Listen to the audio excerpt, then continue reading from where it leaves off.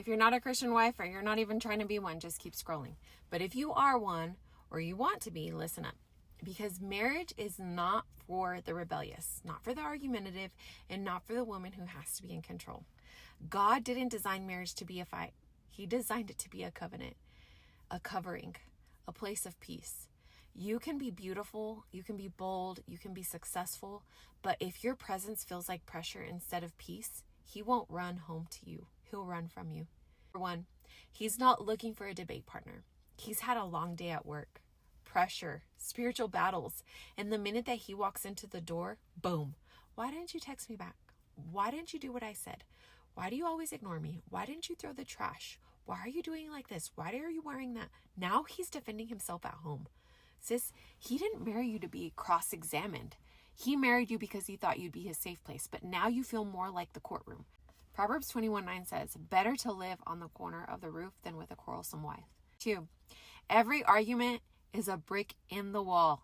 Yes, men love strong, but not the ones who talk down to them like they're little boys.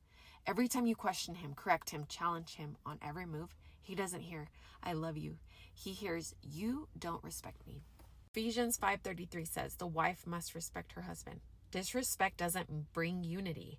It builds walls. Number 3, nagging isn't communication. It's noise. Proverbs 27:15 says, a nagging wife is like a constant dripping on a rainy day. Think you're helping? He feels like he's drowning. Men, remember your tone more than your words. They feel the pressure even when you think you're just talking.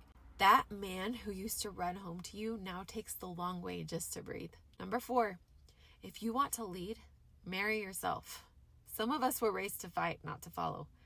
Everything's a challenge. Every decision becomes a battle. Every conversation feels like a power struggle. But God didn't call you to control.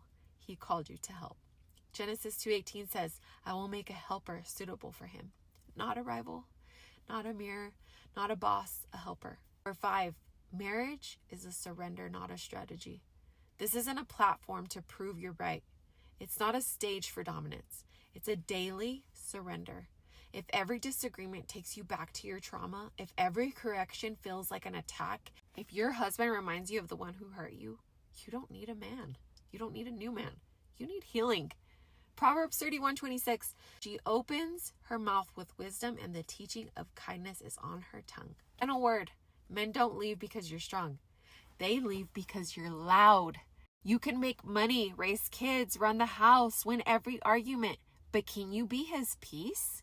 Can you submit without bitterness? Can you express pain without punishment? Can you love without leading a revolution? Marriage isn't for the woman who always has to win. It's for the one who knows how to fight in the spirit, not in the living room. So don't fight the man who's fighting for you. Drop the sword, build the peace, be the home, be the fragrance, be the love that God has called you to be for this man that he has given you. Being a wife means that you carry something so big that he gave you the ability to help the man of God. And he might not be a man of God right now. And I'm speaking to every woman that is struggling, that is going to church on your own, that is showing up by yourself. Claim and declare that he is a man of God. And I know that sometimes all of these things that I previously talked about, it's hard to do when you have a leader that is not standing up in their leadership the way that they should.